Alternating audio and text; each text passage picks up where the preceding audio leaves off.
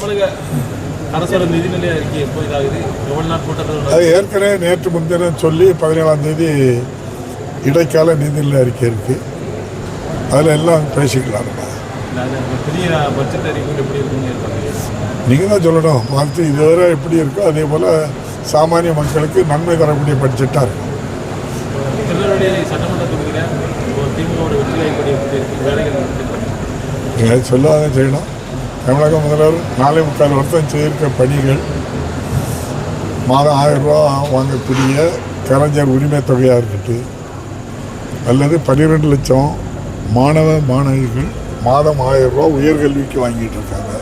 10 லட்சம் பேருக்கு லேப்டாப் கொடுத்துருக்கு. இன்னும் 10 லட்சம் பேர் கொடுக்க போகிறாங்க. விடியல் பயணம் டெய்லி 57 லட்சம் பேர் போகிறாங்க. மக்களை தேடி மருத்துவம் 2,58 லட்சம் பேர் பயன்படுறாங்க. திராவிட முன்னேற்ற கழக தலைவர் மாண்புமிகு முதல்வர் அவர்களுக்கு தேர்தல் பணியாற்றைக்கு நான் சொன்னேன். இவங்க அவ்வளோ பேரும் தயாராக இருக்காங்க. மிகப்பெரிய வெற்றியை நம்முடைய மாண்புமிகு முதல்வர் பெறுவார். நன்றி.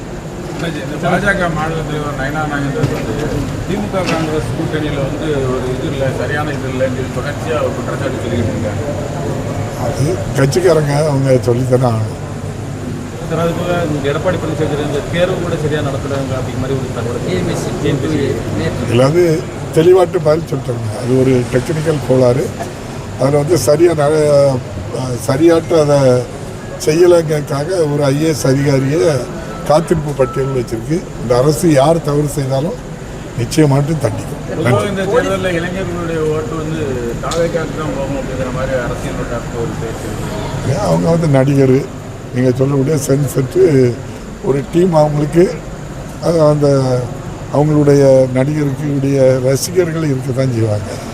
அதில் எந்தெந்த கட்சியிலாம் இருப்பாங்க. பிஜேபியில் இருப்பாங்க, காங்கிரஸில் இருப்பாங்க, தமாகவில் இருப்பாங்க, அப்புறம் பாமகவில் இருப்பாங்க, ஏடிஎம்கேல இருப்பாங்க, திமுகவில் எல்லா கட்சியிலும் உள்ளவங்களும் இருப்பாங்க. அவருடைய மாண்புமிகு முதல்வருடைய 5 ஆண்டு கால சேவை இருக்குல்ல, அது அவ்வளோ சாமானிய மக்களுக்கு செய்யுது. அந்த மக்கள் நன்றியோடு இருக்காங்க. எப்படி இதுவரை 10 தேர்தலில் ஜெயித்தாங்களோ 11ஆவது தேர்தலையும் வெற்றி பெற்று 200க்கு அதிகமான சீட்டில் மாண்புமிகு முதல்வர் வெற்றி பெறுவார். நன்றி, வணக்கம்.